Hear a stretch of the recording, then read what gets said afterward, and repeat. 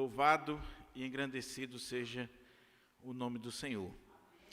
Meus irmãos, nós estamos iniciando o mês de outubro e todo mês de outubro nós comemoramos uma data que é de suma importância para a igreja evangélica, para a igreja protestante de um modo geral, que é a data da Reforma Protestante.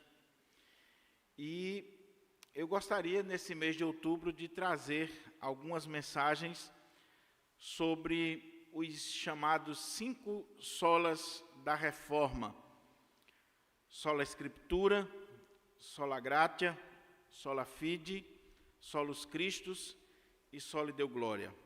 Ou seja, somente as Escrituras, somente a graça, somente a fé, somente Cristo, somente a Deus toda a glória. E eu queria convidar você para abrir comigo a palavra do Senhor na segunda carta de Paulo a Timóteo. E nós estaremos meditando neste primeiro culto dessa série dos 5 solas. Nós estaremos meditando sobre o tema sola Scriptura, ou somente as Escrituras. Então, 2 Timóteo, capítulo 3, versos 14 ao 17, palavra do Senhor para os nossos corações.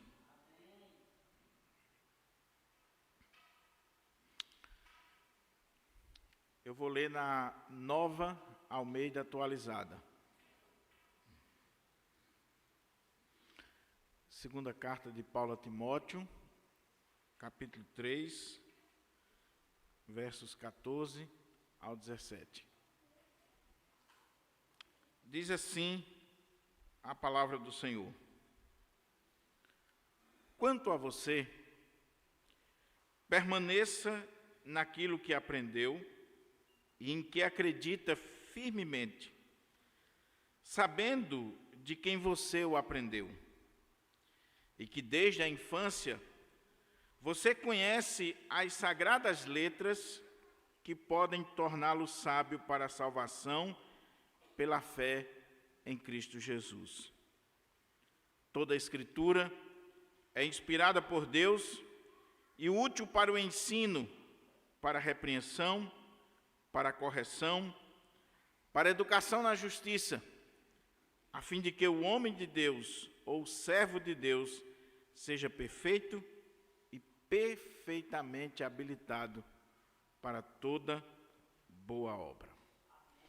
Vamos orar ao Senhor e vamos pedir ao Senhor que nos agracie, abrindo a porta à palavra, falando ao nosso coração de uma forma toda especial neste momento. Oremos.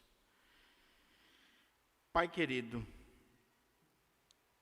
estamos diante da Tua palavra, palavra viva, palavra eficaz, palavra que tem o poder de penetrar no mais profundo do nosso ser. Palavra que realiza aquilo que nenhum homem, nenhuma instituição, que ninguém pode realizar, que é a transformação do ser humano, porque esta palavra é inspirada por Ti. Então, meu Pai, eu quero Te pedir que nesse instante que a Tua palavra encontra-se aberta diante de nós, que o Senhor nos dê discernimento, iluminação, intrepidez para ministrar a Tua palavra com fidelidade e que essa palavra encontre guarida no meu coração e no coração dos meus irmãos aqui nesta manhã. É em Cristo Jesus que eu Te oro, suplicando que as palavras dos meus lábios e o meditar do meu coração sejam agradáveis na Tua presença, ó Senhor, rocha minha e Redentor meu. Amém. Amém. O ano era 1521. Lutero, por ter lançado o estupim da reforma em 1517, quando afixou na porta da catedral, ali em Wittenberg, as suas 95 teses, lançando um convite ou uma convocação para que os teólogos da igreja, os estudiosos, os membros da igreja de um modo geral, fizessem uma reflexão do estado em que se encontrava a igreja naquele período. Lutero lança essas 95 teses, chama a igreja para o debate e, a partir daí, nós temos a Reforma Protestante. Lutero vai ser excomungado por causa das suas ideias, dos seus postulados. Ele vai ser convocado a uma dieta em Worms, a chamada Dieta de Worms, do Sacro Império Romano Germânico, e ali ele é convocado a se retratar das suas ideias, dos seus pensamentos, dos seus escritos. E naquele ano de 1521, Lutero apresenta-se àquela dieta, as autoridades ali reunidas, autoridades eclesiásticas, autoridades civis. E aquela dieta tinha o objetivo de simplesmente ouvir a retratação de Lutero. Eles não queriam debater o assunto, eles não tinham interesse em que o assunto fosse discutido, havia simplesmente o interesse que Lutero se retratasse das suas ideias. Lutero pede um tempo para pensar, para orar, ele passa a noite orando, ele sente muita aflição, ele diz que é como que o diabo se apresentasse a ele pessoalmente e estava ali tentando de todas as formas dissuadi-lo da sua ideia. Mas ele orou ao Senhor, ele buscou forças no Senhor, e no outro dia ele se apresenta diante daquela assembleia constituída para julgá-lo, para julgar os seus escritos. E quando os seus escritos é colocado diante de si, e mais uma vez é perguntado para ele se ele se retrata daquilo que ele escreveu, daquilo que ele estava defendendo, se aquele material era dele, ele precisava se retratar. E a questão era: você se retrata disso que você está dizendo? E Lutero, com voz firme, tomado pela direção, pelo poder de Deus, ele diz as palavras que ecoam até hoje nos ouvidos de todo servo de Deus, de toda serva de Deus, que sabe muito bem a importância da reforma. Parafraseando Lutero, Lutero disse: a menos que eu seja convencido pelas Sagradas Escrituras e pela razão simples, eu não me retratarei, porque não é justo, não é correto que um homem vá de encontro à sua consciência e que Deus me ajude.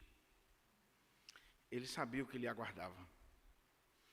É preciso que o príncipe eleitor sequestre Lutero quando ele estava a caminho de casa, porque ele seria morto. Lutero vai ficar preso, escondido num castelo, e ali ele traduz a Bíblia para o alemão, ali ele escreve mais ainda, e a Reforma Protestante está ganhando espaço a ponto de nós já celebrarmos mais de 500 anos da Reforma Protestante. Ali naquele castelo ele escreve o seu hino mais famoso: Castelo Forte é o nosso Deus. Sola a Escritura, somente a Escritura. Lutero ressaltou, por A mais B, que o fundamento, a autoridade infalível, inerrante, suficiente, são as Sagradas Escrituras. E a menos que sejamos convencidos pela Sagrada Escritura, à luz da razão simples, nós não podemos e nem devemos nos retratar daquilo que a palavra de Deus ensina. Você sabe o contexto. O contexto é a Idade Média, onde a igreja estava atolada em obras, em tradições, em ensinos de homens, onde a igreja defendia que para você chegar a Deus, você tinha que praticar boas obras, você tinha que alcançar méritos diante de Deus. Então Lutero está lutando contra essa ideia que até hoje está presente até em muitos dos nossos arraiais, de que boa obra leva alguém para o céu, de que nós temos algum mérito a apresentar diante de Deus. E Lutero lutou com isso a vida toda, enquanto estava ali naquele ambiente da igreja medieval.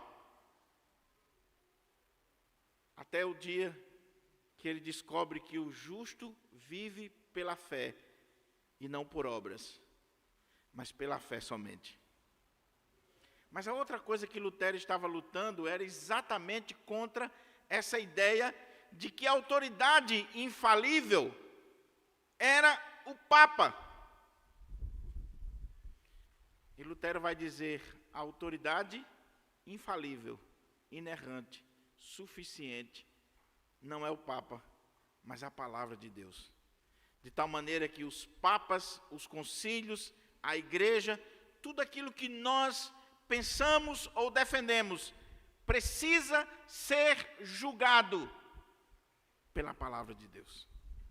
Daí o sola Scriptura. Somente a Escritura é a nossa única regra de fé e de prática. Por que isso? Porque a Igreja Católica defendia lá na Idade Média e defende até hoje que a base de autoridade está firmada num tripé. E essa doutrina não mudou no catolicismo romano, está presente até os dias de hoje. A base de autoridade da Igreja Católica está firmada num tripé: tradição, magistério e Escritura. Tudo aquilo que a Igreja Católica defende, eles procuram sustentar à luz desse tripé de autoridade da Igreja.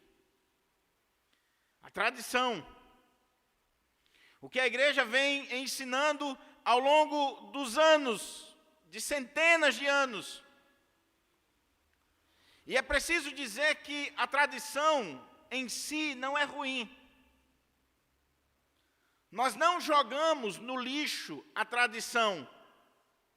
A tradição, até certo ponto, ela é boa. Nós não podemos achar que inventamos a roda, que somos o buraco da bolacha creme crack ou que somos uma Coca-Cola no deserto. Nós precisamos olhar para a Escritura e olhar para a história da igreja, para a tradição, para os nossos pais, para o que foi feito no passado. Porém, essa tradição, toda essa história do cristianismo, todo o legado do cristianismo precisa passar pela régua da Sagrada Escritura. E aquilo que estiver de acordo com a Escritura, nós abraçamos, nós defendemos, nós concordamos. Aquilo que estiver fora da Escritura, nós descartamos, por mais tradição que seja. A gente precisa ter muito cuidado quando nós olhamos para a tradição. Porque a tradição, como eu disse, em determinado aspecto ela pode ser boa, mas ela pode virar um mero tradicionalismo. E aí nós vamos defender porque sempre foi feito assim, porque os nossos pais faziam assim. E alguém já disse que tradição é a fé viva dos que morreram. Tradicionalismo é a fé morta dos que estão vivos. Tradição é a fé viva dos que morreram. Aqueles que leram a Escritura, que viveram a Escritura e que nos legaram uma tradição bíblica e que nós devemos abraçar. Mas tradicionalismo é uma fé morta daqueles que estão vivos. A gente precisa ter muito cuidado, meus irmãos, porque às vezes, assim como a Igreja Católica errou na Idade Média e erra até hoje, defendendo dogmas, doutrinas, costumes que não estão de acordo com a palavra de Deus, mas defendem simplesmente por causa de uma herança histórica, nós muitas vezes estamos defendendo as nossas tradiçõezinhas de 100 anos, de 50 anos, de 10 anos. Porque sempre foi feito assim. Porque o nosso pastor fazia assim. Porque os fundadores desta igreja faziam assim. Nós precisamos ter cuidado, porque nós podemos cair no erro gravíssimo do catolicismo romano da Idade Média. E eles ainda podem evocar tradições de 1000 anos, 1500 anos.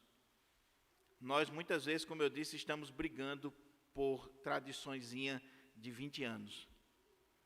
Toda igreja que passa de 20 anos é uma igreja que, se não tiver cuidado, é uma igreja que já fede a mofo e que muitas vezes não cresce mais porque está presa, está ali amarrada a determinadas tradições, a coisas que foram muito importantes lá atrás, mas o mundo mudou, a fila andou. É outra época, é outro momento. Então, a tradição. Segundo pilar de autoridade da Igreja Católica, o magistério, formado pelos cardeais, tendo como figura central o Papa. Então, quando o magistério da Igreja decide sobre uma doutrina à luz da tradição e fundamentando na Escritura, esse magistério da igreja, o corpo da igreja, formado pelos cardeais, eles apresentam isso ao Papa, e o Papa, uma vez concordando e dizendo ex cátedra, declarando aquilo ali da sua cátedra como um dogma, aquele assunto não se discute mais. Por exemplo, o dogma da Imaculada Conceição, e tantos dogmas que a Igreja Católica, ao longo dos séculos, fruto do magistério, à luz da tradição, e muitas vezes até sem um amparato bíblico, decidem e promulgam. Mas como foi o magistério, e o Papa declarou ex cátedra, aquilo é artigo de fé, é dogma, não se discute. E o terceiro é a Escritura. Só que diferente da visão protestante, na Igreja Católica, a Escritura ela está abaixo da Igreja. Ela não está no mesmo nível, nem está acima. Ela está abaixo. Por que ela está abaixo? Porque na perspectiva teológica do catolicismo romano, a Igreja foi quem criou a Bíblia. A Igreja foi quem determinou os livros da Bíblia. A Bíblia nasce da Igreja e não o contrário. Então a Igreja determinou quais livros eram inspirados ou não. Daí ela tem autoridade para determinar o cânon e para dizer o que é certo, o que é errado. E muitas vezes, quando o texto bíblico diz é assim, a Igreja coloca na nota de rodapé. Mas a tradição, o magistério, a nossa interpretação é essa. Daí, por exemplo, as Bíblias de estudo, elas não surgiram no ambiente protestante. As Bíblias de estudo com nota de rodapé é um legado católico, porque nenhum católico pode ler a Bíblia por si mesmo. Ele tem que ler a Bíblia pelas lentes da igreja, pela interpretação da igreja, a própria tradução que é utilizada, que antes eles seguravam a Vulgata Latina ou a de São Jerônimo, a própria tradução ela precisa ter o imprimato de um bispo, dizendo que aquela tradução pode ser lida ou não. Então, no contexto católico, a Bíblia está abaixo da igreja por essa ideia, essa falácia de que a igreja determinou o cânon. Nós não cremos nisso. Nós não cremos que uma igreja, um concílio, uma autoridade determinou o cânon sagrado. Preste atenção nisso aqui que é extremamente importante. Há uma grande diferença entre a igreja cristã, lá nos primeiros séculos, ainda não era a igreja católica apostólica romana, que vai surgir a partir do 4º século, e a figura papal lá no 5º, 6º século. Mas a igreja cristã, lá nos 2 primeiros séculos, quando a igreja cristã olha para esses textos, ela não determina o cânon, ela reconhece. Há uma diferença entre determinar e reconhecer. A autoridade não estava na igreja, ou no concílio, ou em quem quer que seja. A autoridade está no próprio texto, no próprio livro. E quando as comunidades no 1º século iam lendo o Evangelho de Mateus, as cartas de Paulo, as epístolas gerais, os textos do Antigo Testamento, a igreja foi reconhecendo ali a autoridade intrínseca desses livros. A autoridade está nele. Eles são inspirados por Deus. Daí a igreja foi reconhecendo que livro deveria fazer parte do cânon, que livro não deveria, tendo os seguintes critérios: apostolicidade, não ter erros, a inspiração, o reconhecimento das comunidades. Então, cuidado, meu irmão, quando você pensa em autoridade sobre a sua vida, sobre a igreja, sobre aquilo que nós pensamos. Se você é católico romano, a autoridade vai estar nesse tripé: tradição, magistério, escritura. Se você é crente, protestante, você vai dizer: a autoridade não está nos homens, não está nas instituições, a autoridade está na palavra de Deus. Então, sola escritura, somente a escritura é a nossa única regra de fé e prática. Não é o pastor, seja o pastor Diogo, seja o ínclito pastor Enoque, que está aqui presente, seja um concílio da Igreja Presbiteriana do Brasil, ou batista ou assembleano, a autoridade não está nos homens nem na igreja, a autoridade está na palavra de Deus.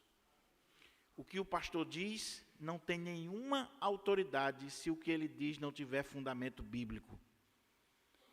A minha vida, a vida da minha família, os rumos da igreja, o que eu creio, o que eu penso, o que eu faço, não pode estar submetido à autoridade de um homem. A autoridade está na palavra de Deus. Mas é triste, meus irmãos, como nós ainda vemos hoje, pessoas dirigindo a sua vida, alguns mais intelectuais, dirigindo a sua vida a partir de decisões, de concílios, por mais nobres que eles sejam. Outros, mais simples, dirigindo as suas vidas a partir do que o profeta diz, o pastor diz, a irmã de oração diz, ou a sua igreja diz. E aí a pessoa não julga de acordo com a palavra de Deus. Nós precisamos voltar a ser não somente presbiterianos, mas como os bereanos que Paulo pregava, e eles iam conferir se o que Paulo estava dizendo estava de acordo com a palavra de Deus. E diz a Bíblia que eles eram mais nobres do que os de Tessalônica, porque eles conferiam com a palavra de Deus. Quem dirige a sua vida, meu irmão? Quem dirige a sua vida, minha irmã? Quem é a autoridade na nossa igreja? Nós precisamos parar para pensar isso.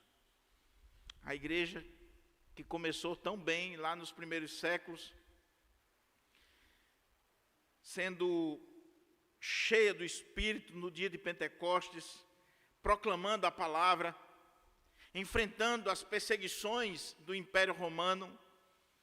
A partir do momento que Constantino, entre aspas, se converte, que há uma dúvida até hoje se aquilo ali foi uma conversão ou uma jogada política, a partir do momento que Constantino entra para a igreja na qualidade de imperador, e agora o imperador é cristão, a religião cristã é tolerada, ainda não é oficial, porque só quem vai oficializar é Teodósio lá na frente, em 381, mas Constantino já deu liberdade aos cristãos, devolveu terras, devolveu casas, bens, liberdade de culto, construiu os primeiros templos, mas houve um problema seríssimo, que a porta de entrada da igreja ficou muito larga. Porque antes, ser cristão era sinônimo de perseguição, de morte, de perder os bens, família. Hoje, ser cristão é pare de sofrer. Venha que Deus vai mudar a sua vida. Deus vai lhe dar casamento, carro novo, emprego, casa. Você vai ser feliz, você vai ser realizado. Esse é o evangelho pós-moderno. Mas no primeiro século, segundo século, o convite era: você quer ser crente? Você quer ser um cristão? Saiba que você pode perder bens, filhos, família de um modo geral. Você pode perder a própria vida. Está disposto? Mas Constantino entra para a igreja e agora o imperador é cristão. Todo mundo é cristão. E vem um avalanche de paganismo, de crenças, de misticismo, de tantas coisas erradas. E ao longo de mais de 1000 anos, a igreja vai se lameando com doutrinas, com tradições, com coisas de homens. Não é que Deus não tenha os seus fiéis, o remanescente fiel. A igreja não deu um salto lá do livro de Atos para a reforma protestante, como muitas vezes a gente pensa que foi assim. Não.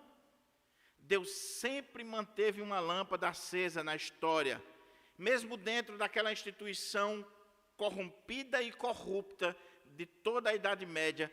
Deus sempre teve os seus fiéis, os santos, os verdadeiros cristãos, que viviam à luz da palavra, que viviam com temor a Deus.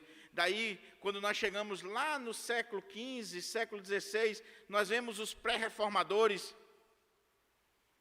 até que chega Martinho Lutero e acende essa chama da reforma, que está brilhando e queimando até hoje, dizendo: Igreja do Senhor, nós precisamos voltar às origens. Nós precisamos voltar, não ao século XVI, nós precisamos voltar ao livro de Atos, nós precisamos voltar à igreja do Senhor, lá no seu nascedouro, e aprender que somente a Escritura, somente a graça, somente a fé, somente Cristo e somente a Deus toda a glória. Mas por que nós devemos defender o somente a Escritura? Por que nós não podemos fazer uso da tradição quando a tradição contraria a Escritura? Se ela não contraria a Escritura, ok. Mas se ela contraria a Escritura, está descartada. Por que nós não nos submetemos, nem deveríamos nos submeter ao magistério católico, à figura papal, mas também não deveríamos nos submeter a qualquer autoridade eclesiástica, seja o pastor mais querido do mundo, se esse pastor não está de acordo com a palavra de Deus? Daí, quando um presbiteriano vai ser batizado, ele jura aqui na frente, dentre outras coisas, obedecer às autoridades constituídas na igreja do Senhor, desde que elas estejam de acordo com a Sagrada Escritura. Por quê? Por que é assim? Aí entra o texto que nós acabamos de ler. Paulo estava preso. É a sua segunda prisão. Daqui Paulo vai sair para o martírio. E Paulo sabia que a sua vida estava chegando ao fim. Que ele estava no apagar das luzes, no fechar das cortinas.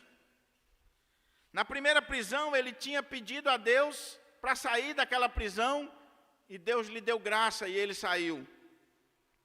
Mas agora Paulo estava consciente de que nos planos eternos de Deus, ele enfrentaria o martírio. E ali da prisão, às portas da morte, Paulo vai escrever a sua última carta, que é a segunda carta de Paulo a Timóteo. E ele escreve essa carta para um jovem pastor, que está no início do seu ministério, que é jovem, é doente, é tímido, muitas vezes covarde por causa da idade e da inexperiência da vida, mas que era filho na fé de Paulo, que era um companheiro de viagem e um homem de confiança do apóstolo Paulo. E Paulo, como um pastor mais velho, como um pastor mais experiente, como um pastor cuidadoso, o decano daquela geração, Paulo vai escrever para Timóteo, que estava pastoreando lá em Éfeso, para lhe dar as últimas instruções para o seu ministério pastoral. Essa carta, juntamente com 1 Timóteo e Tito, são denominadas na história de cartas pastorais, porque tratam de assuntos relacionados ao pastoreio da igreja, ao cuidado da igreja e como o pastor deve cuidar da igreja. Paulo está instruindo um jovem ministro, um jovem pastor, um jovem obreiro, como ele deve agir. E se você olha dentre tantos assuntos que Paulo trata nessa carta, desde como Timóteo deveria lidar com cada faixa etária da igreja, desde a questão de culto, de liturgia, de doutrinas. Paulo abre o capítulo 3 chamando a atenção para o problema dos últimos dias. E se você olha para o texto, você vai ver que Paulo diz que Timóteo precisava estar alerta, porque nos últimos dias iriam sobrevir dias difíceis, onde os homens seriam avarentos, orgulhosos, blasfemadores, desobedientes aos pais, amantes de si mesmo, mais amantes dos prazeres do que de Deus. Pessoas que enganariam e seriam enganadas. Pessoas que viveriam a sua vida completamente alienada de Deus. Eu desafio você a ler o capítulo 3 de 2 Timóteo, para você ver se esse capítulo 3 não é mais atual do que o jornal que vai sair amanhã. É um capítulo que poderia ser lido no Jornal Nacional, nas rádios, nos meios de comunicação, dizendo: olha aqui o raio-x da nossa sociedade. Gente que mata pai, mãe, pais que abandonam seus filhos. Mas não só isso. Paulo vai dizer aqui também e retratar a realidade dos falsos profetas. Gente que usa a palavra de Deus para benefício próprio. Paulo vai falar aqui de falsos irmãos. Gente que estava no meio da comunidade, mas que não era crente de verdade. Não era temente a Deus. Estavam ali por outros motivos, com outros objetivos. Falsos profetas, falsos irmãos. Mas aí Paulo diz: mas você, Timóteo, siga de perto o meu ensino, continue olhando o meu exemplo, continue vivendo a vida que eu vivo, continue firme diante desse caos que nós estamos vendo aí no mundo.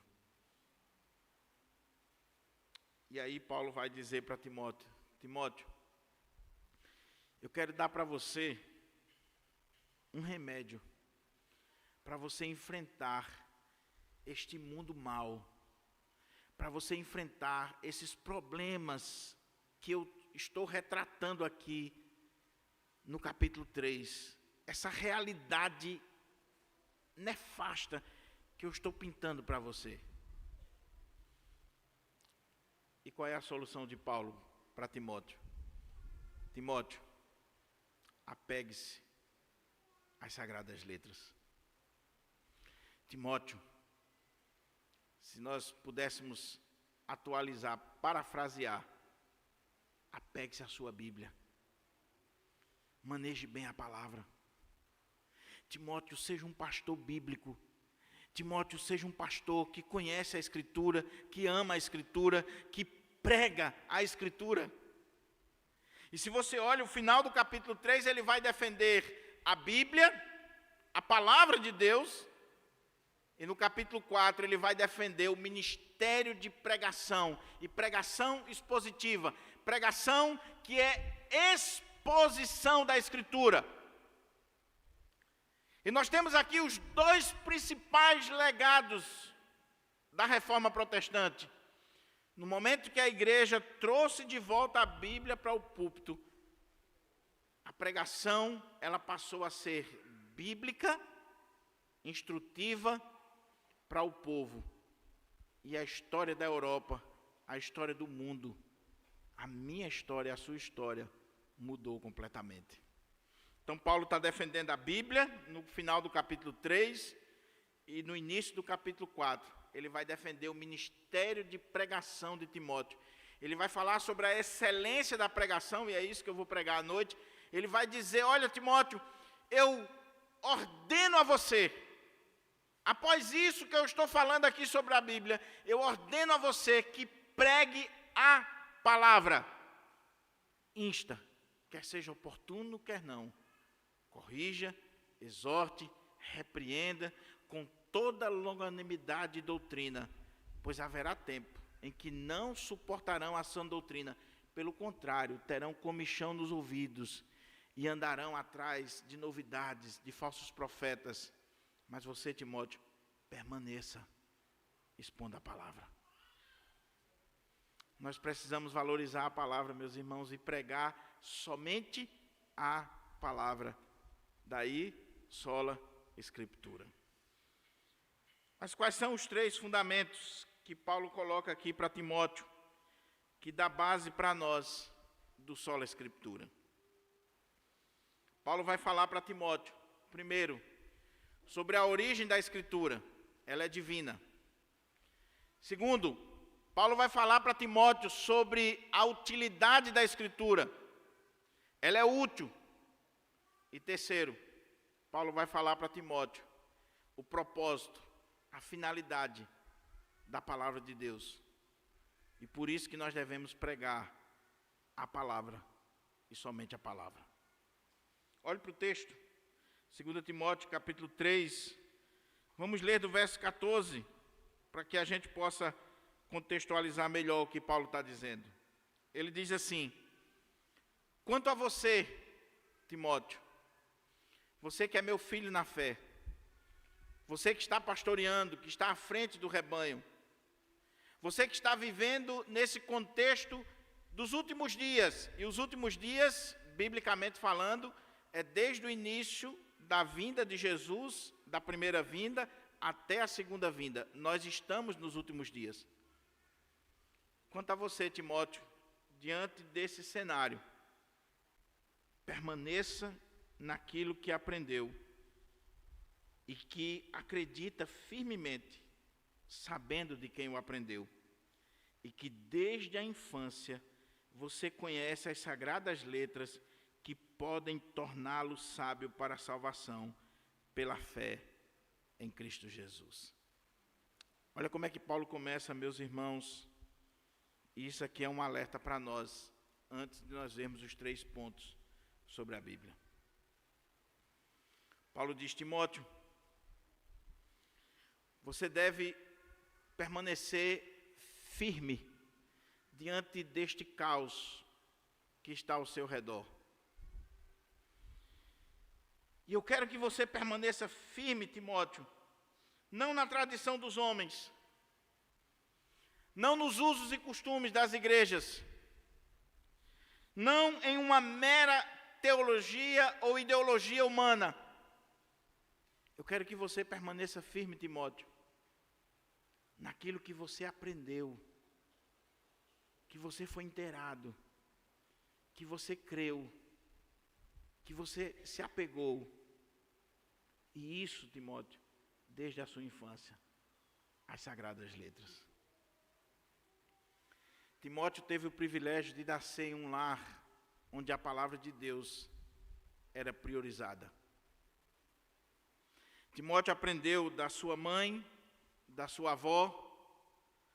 Timóteo foi instruído na palavra de Deus. Desde a infância, na mais tenra idade, Timóteo viveu aprendendo a palavra de Deus. E agora, ele não é mais criança, não é mais adolescente, ainda é um jovem para os padrões da época. Timóteo deveria ter no máximo 30 anos. É um pastor, um obreiro, e Paulo está dizendo assim: Timóteo, permaneça naquilo que você aprendeu quando criança, as sagradas letras. Meus irmãos, o sermão podia ser só nesse texto, porque ele tem muito a nos ensinar. Primeiro, nós somos chamados a permanecer. Permanecer na palavra, que podem nos tornar sábios para a salvação. E Dr. Russell Shedd diz que nós corremos um sério perigo na igreja evangélica brasileira. É que nós pregamos muito a segurança da salvação e nós não pregamos, por exemplo, um texto como esse que diz assim: se você não permanecer, talvez você não seja salvo. Ele está dizendo: Timóteo, permaneça. Não é começar, é permanecer, é ficar firme naquilo que você aprendeu. Segundo, permaneça na palavra. Não é na tradição da igreja, não é no manual, não é no guia das sociedades internas. Timóteo, permaneça nas sagradas letras, na palavra de Deus. Eu tinha um professor no seminário, Dr. Sérgio Lira, que ele dizia assim: todos os outros livros estão na mesa para debate e negociação, inclusive a nossa confissão de fé, menos a Sagrada Escritura. Menos a Sagrada Escritura. A nossa confissão de fé só tem algum valor se ela for uma exposição fiel da Sagrada Escritura, e graças a Deus que é. Mas os concílios, qualquer documento histórico está na mesa para debate. Agora a Sagrada Escritura não. Nós devemos permanecer firmes nela, na palavra de Deus. Como disse Lutero, a minha consciência é cativa da palavra de Deus. Ponto final. Agora Paulo diz para Timóteo: sabendo de quem o aprendeste. E Timóteo havia aprendido a palavra de Deus do próprio apóstolo Paulo. Ele está sendo instruído por Paulo aqui nessa carta, e já é a segunda carta, e nós não sabemos se Paulo mandou outras. Mas imagine o privilégio que Timóteo teve de ouvir e de receber uma carta do apóstolo Paulo. Mas Paulo não está dizendo assim: Timóteo, Você deve se alegrar porque você está sendo instruído por mim. O pastor mais importante, o teólogo mais importante, o maior plantador de igreja da época. Ele poderia ter dito isso. Mas ele está dizendo, Timóteo, permaneça no que você aprendeu, do que você foi inteirado, que desde a infância vocês sabem as sagradas letras. Desde a infância. Meu querido irmão, minha querida irmã, vou usar aqui uma expressão do pastor Romeu, que eu aprendi com ele e acho que é bom numa hora dessa. Olho no olho.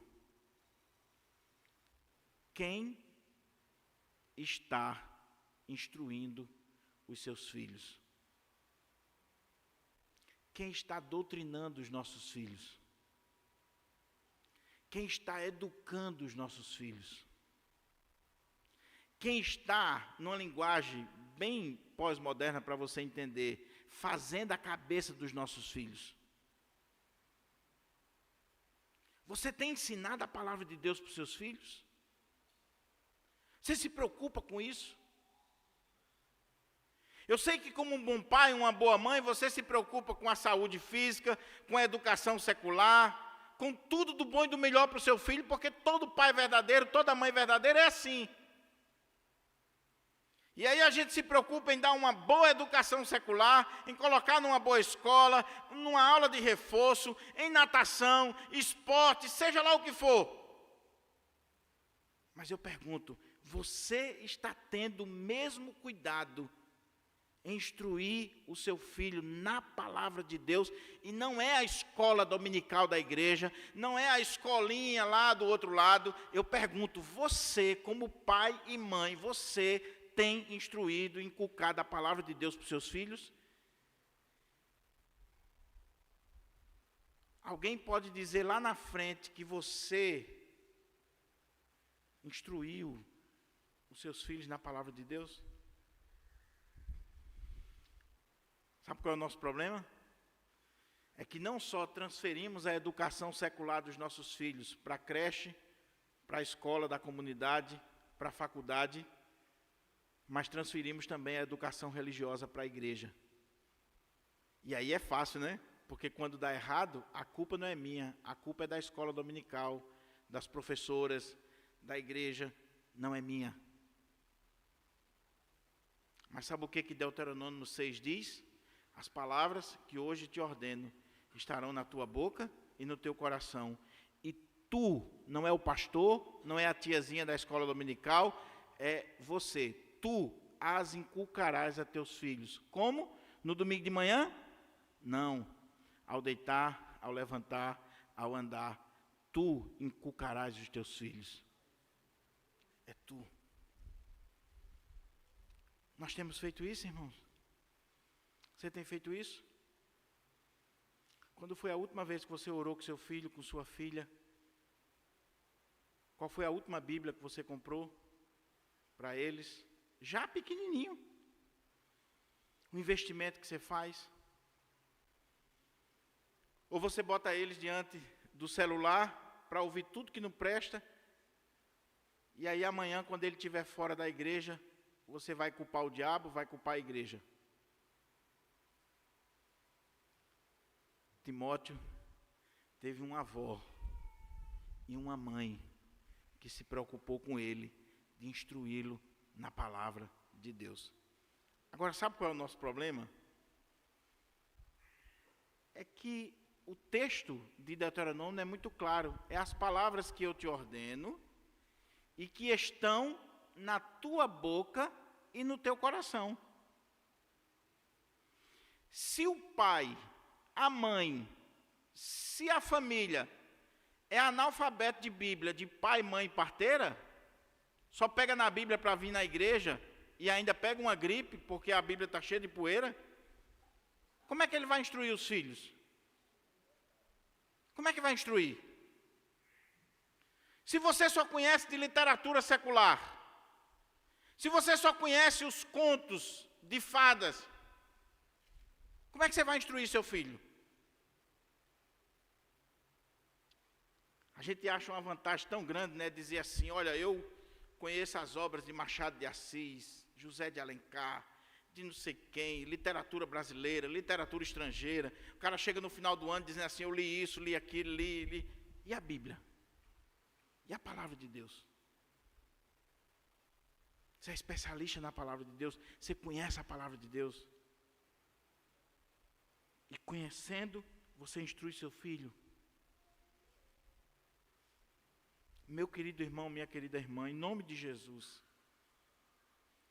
se você não cuidar dos seus filhos, se você não instruir seus filhos, se você não inculcar a palavra de Deus na vida dos seus filhos, dá uma olhadinha no contexto do capítulo 3 e dá uma olhadinha para o que nós estamos vendo hoje no nosso país e você vai ficar desesperado, porque você vai perder seus filhos para o traficante, você vai perder seus filhos para a mídia que está aí atenta para destruir a minha e a sua família. Não brinque com isso. O melhor amigo do seu filho tem que ser você. A melhor amiga de sua filha tem que ser você. Quem tem que instruir, quem tem que educar é você. E se você tiver um pouquinho de juízo na sua cabeça, você deveria ir na escola de seus filhos para saber o que está sendo ensinado para eles. Porque se você não for, você pode descobrir lá na frente que eles estão destruindo todo o fundamento da sua educação. Todo. Um pai de verdade, ele precisa ter o mínimo de detalhe nessa questão. O que estão passando para os meus filhos? Mas os pais protestantes, reformados, presbiterianos, calvinistas, assim, pastor, meu menino é uma bênção, pastor, o senhor precisa ver esse menino, o menino nem fala, é tão santo. Olha, ele passa o dia todinho no computador, pastor, no celular. Olha, pastor, é uma bênção. Você já foi olhar o histórico? Você já colocou um mecanismo de segurança para você saber o que ele está vendo, com quem ele está conversando? Ou você quer ter uma surpresa amanhã e chorar? Como uma mãe em Recife, que foi deixar sua filhinha numa reunião do grupinho da escola, próximo seminário. O seminário é aqui, o prédio na outra esquina. A mãe saiu na mídia. A mãe foi deixar a filhinha lá. Uma reuniãozinha da escola. E aí, quando ela entregou a filha na guarita lá, daquele condomínio, que a menina subiu, o porteiro disse assim, a senhora não gostaria de dar uma subidinha não, para dar uma olhada o que é? Aquela mãe se ligou e ela resolveu subir. Quando chegou lá em cima, era um bacanal de adolescentes. Cuidado, vigie. O bem mais precioso que você tem, meu irmão, por favor, dá um zoom aqui. O bem mais precioso que eu e você temos são os nossos filhos. Não é a sua casa, por mais luxuosa que ela seja, um dia ela vai virar bagaço. Olha a casa dos grandes artistas aí. Um dia desse estava passando a casa de Hebe Camargo e tantos outros artistas que quando morrem, fica lá a dívida, o IPTU fica tudo e vai destruindo. Mansões. Não é o seu carro, não é o seu dinheiro, são os seus filhos. Então cuide, zele, porque Deus vai pedir conta a você. Ele foi instruído. Agora, por que ele foi instruído? Os 3 pontos para a gente concluir. Por que nós devemos prezar pelo sola escritura, somente a escritura? Primeiro, por causa da origem da Bíblia. Paulo diz, toda a escritura é inspirada por Deus. A expressão que ele utiliza na língua grega, na língua original, é theopneustos, soprada por Deus, exalada por Deus. A escritura não é palavra de homem, é palavra de Deus. A Bíblia não contém a palavra de Deus como os liberais defendem. A Bíblia é a palavra de Deus. E veja que o texto diz assim, toda escritura, não parte, toda. Nós cremos na inspiração plenária e verbal da Sagrada Escritura. Nós não cremos em parte da Bíblia, nós cremos em toda a Bíblia, porque toda a Bíblia é inspirada por Deus, soprada por Deus, vem das entranhas de Deus. Pastor, mas não foram homens que escreveram? Foram, Deus não ia usar um jumento para escrever, o jumento não consegue pegar uma pena no casquinho dele, não consegue. Ele usou homens. Agora, de acordo com 1 Pedro capítulo 1, verso 21, homens santos falaram da parte de Deus, movidos ou inspirados pelo Espírito Santo. Não foi qualquer homem. Homens santos. Homens que chegaram ao ponto de escrever os seus próprios fracassos, as suas próprias derrotas, os seus próprios pecados, coisa que nenhum de nós fazemos. Uma das provas que a Bíblia é a palavra de Deus é que os escritores da Bíblia escreveram e permitiram que fosse registrado os seus próprios fracassos. Você já pensou se o reverendo Diogo Jorge, ou o reverendo Enoque, ou qualquer outro reverendo tivesse pisado na bola como Pedro pisou, a gente iria deixar que ficasse registrado nos evangelhos? Mas Pedro deixou registrado a sua queda, o seu fracasso. Por quê? Porque quem estava movendo o escrito era o Espírito Santo de Deus, e aquilo ali era importante. Palavra de Deus. Meu querido irmão, minha querida irmã, nunca esqueça isso. A Bíblia que você carrega na sua mão não é palavra de homens, é palavra de Deus. E talvez você diga assim, pastor, mas isso é tão claro que muitas vezes a gente esquece. Quando você lê a Bíblia, você não está lendo um livro de Machado de Assis, de C.S. Lewis, de Hernandes Dias Lopes, de Augusto Nicodemos. Você está lendo o livro de Deus, a palavra de Deus. Então a leitura é diferente. Qualquer outro livro, eu leio com reservas. Eu leio discordando de muitos pontos. Agora, palavra de Deus não. Palavra de Deus eu leio como alimento para a minha alma, e se tem alguém que tem que mudar, sou eu, porque a palavra de Deus é perfeita, é completa, é infalível, é suficiente, porque é palavra de Deus. Então, não despreze isso, meu querido. Nós já temos teólogos, pastores, pregadores do nosso país dizendo que a Bíblia precisa ser atualizada, que a Bíblia é retrógrada, que a Bíblia vem de uma cultura patriarcal. Tem uns abestalhados aí para dar um ar de intelectualidade. Pastor, isso aqui é cultura patriarcal, não sabe nem o que é patriarcado, nunca estudou a história. Paulo era feminista, machista, misógino. Vai ler Paulo, para você parar de dizer besteira. Vai ler a Escritura para você ver que quem valorizou a mulher foi o Senhor Jesus. A mulher sempre foi valorizada na Bíblia, na história da igreja. Vá ler a Bíblia. Ah, não, porque a Bíblia não fala nada sobre a escravidão. Paulo escreve Filemão e tem lá, Filemão era um cristão e tinha escravo. Mas vai ver a revolução que aconteceu, Paulo dizendo ali, receba ele não como escravo, mas como um irmão caríssimo. Vai ver a história da igreja, vai ver a história dos avivamentos, e veja que a abolição veio, não pura e simplesmente por uma questão social, econômica, mas veio quando se começou a refletir na palavra de Deus, e vendo que o homem é importante porque é um ser criado por Deus. Todas as grandes reformas na história são fruto da palavra de Deus. Então valorize sua Bíblia, meu irmão, como palavra de Deus. Segundo, ela é útil. O que Paulo diz? Toda a Escritura é inspirada por Deus e útil. Cá entre nós, às vezes eu penso que os crentes não entenderam que a Bíblia é útil. Ou no máximo, ela é útil para servir como desodorante. Antigamente, a geração antiga, da época de Marcos Câmara e de pastor Enoque. Porque hoje nem para desodorante as Bíblias servem, porque não carrega nem a Bíblia. É o celular. Antigamente não carregava, botava debaixo do braço e vinha para a igreja. Não abria, dizia, estou com a Bíblia e não abre. Não abria mesmo não. Meu irmão, a Bíblia não é para ficar na estante não. A Bíblia não é para carregar, pura e simplesmente. A Bíblia não é para você usar como artigo de luxo. A Bíblia é útil. O que Paulo diz? Para repreender, para corrigir, para educar. Veja, para ensinar. A gente poderia expor cada um desses pontos aqui.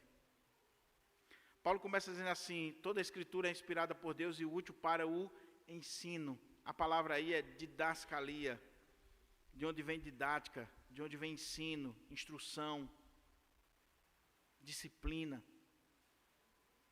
A palavra de Deus é útil para nos ensinar sobre Deus, nos ensinar sobre a vida, nos ensinar como nós devemos viver. Meu querido irmão, comece a ler a Bíblia para você ver a riqueza de ensino que ela tem. Ela tem ensino para o pai, tem ensino para a mãe, para o esposo, para a esposa, para o filho, para o pastor, para o presbítero, para o diácono, para o membro da igreja, para o profissional secular. Ela tem ensino, ela tem instrução, ela é útil para nos ensinar.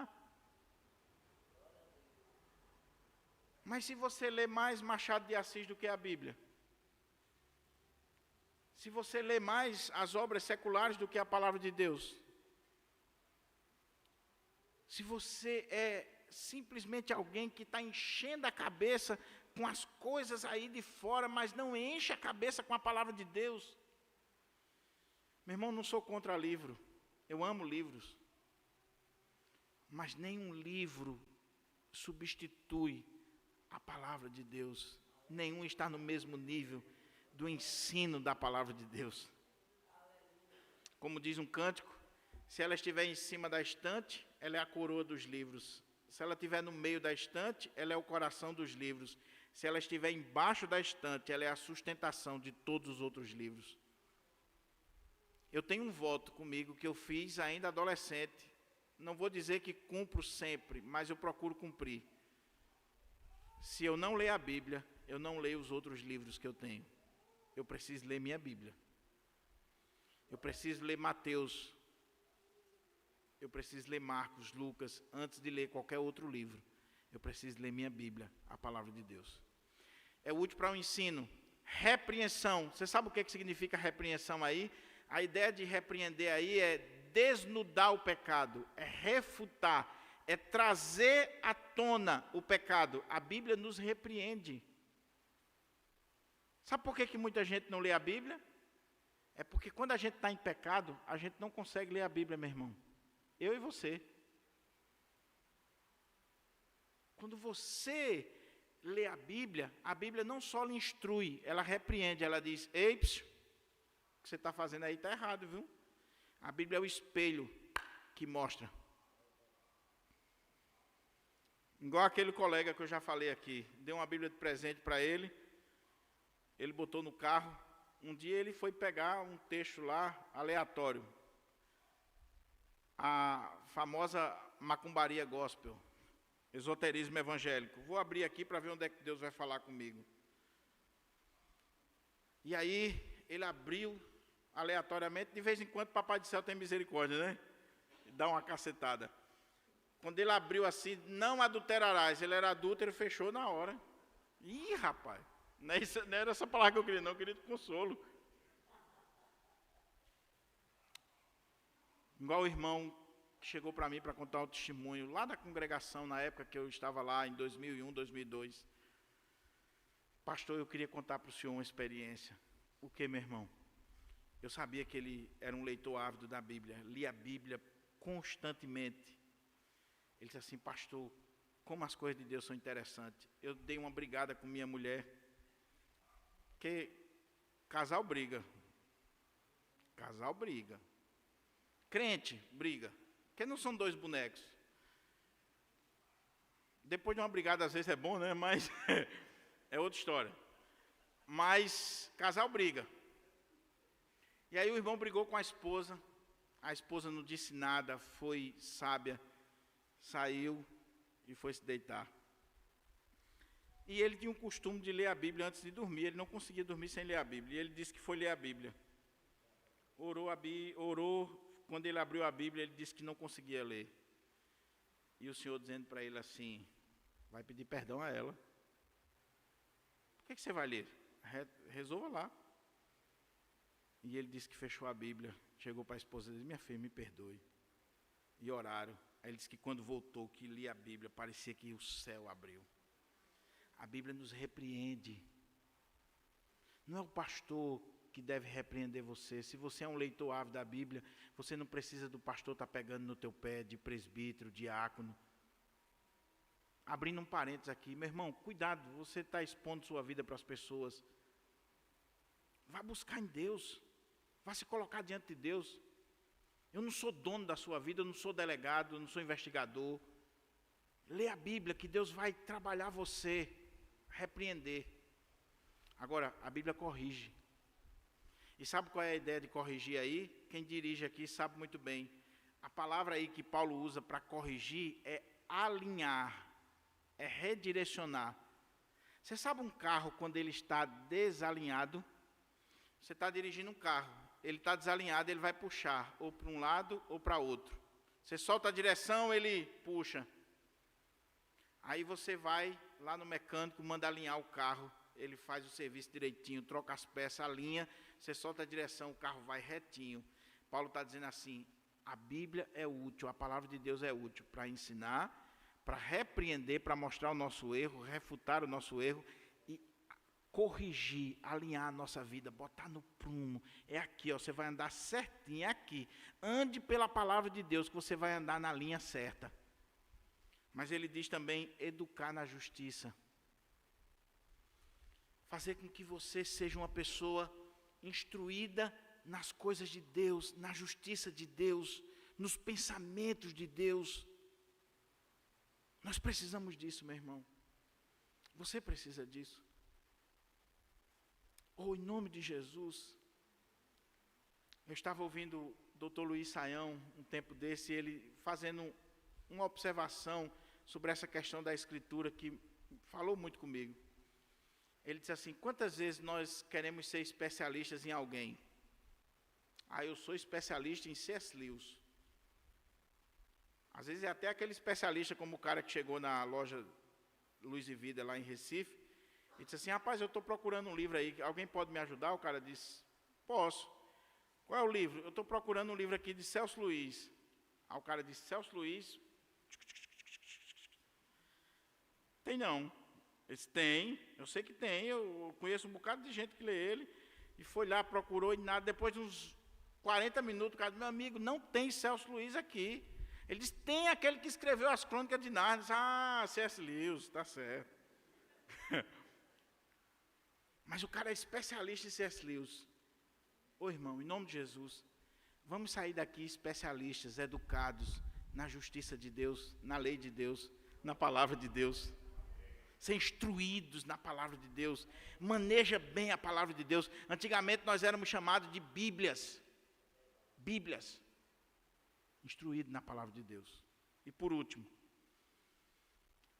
só a Escritura, somente a Escritura, por causa da sua origem. Ela é divina, ela é inspirada por Deus. Somente a Escritura, por causa da sua utilidade. Ela ensina, ela repreende, ela corrige, ela educa.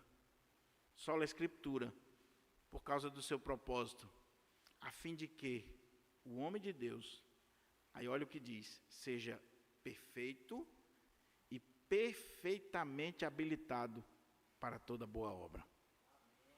O propósito da Escritura. O propósito da Escritura é nos tornar perfeitos. E a ideia aí é maduros, completos, capazes, devidamente instruídos. Sabe quando você domina um tema, um assunto? Sabe um advogado, que ele é especialista na área de família, direito tributário, qualquer área, um engenheiro.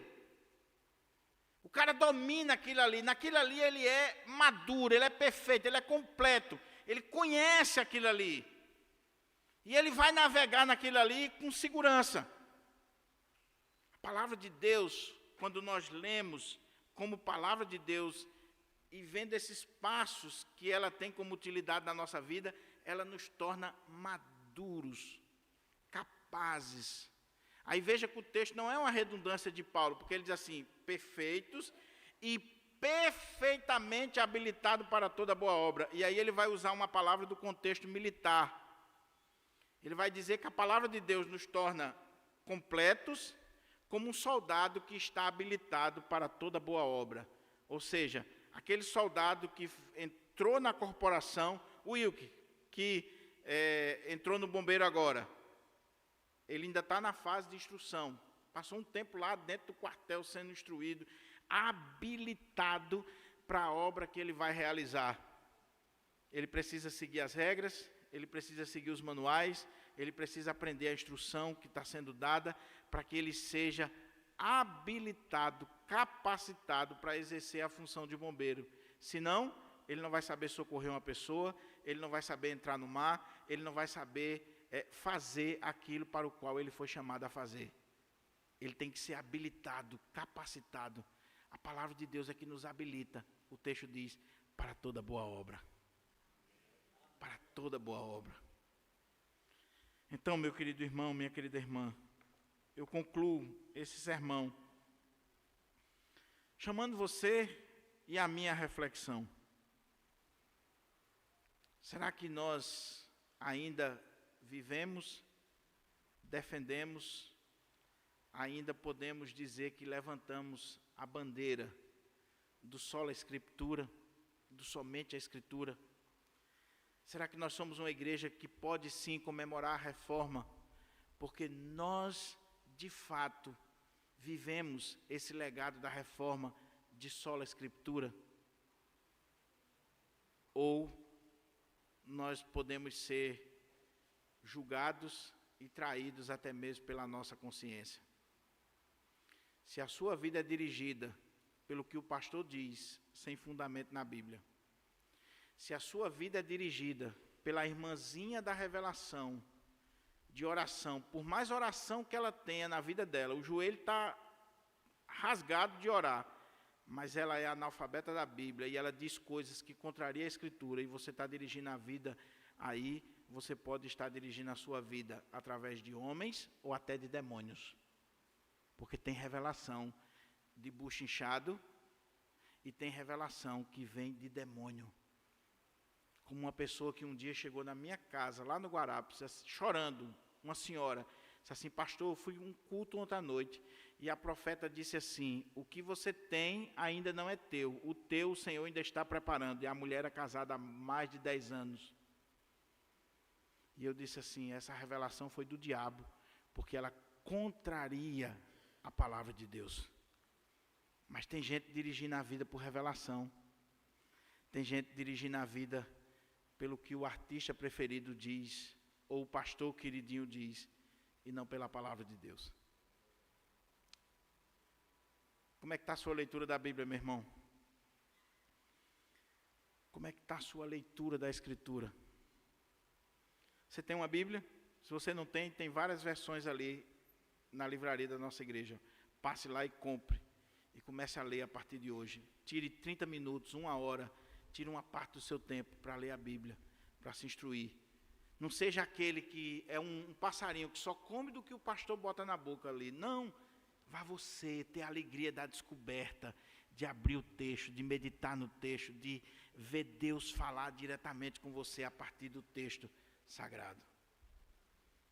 Eu concluo com a frase de Monteiro Lobato, parafraseando para o nosso propósito aqui. Uma nação se faz com homens e livros.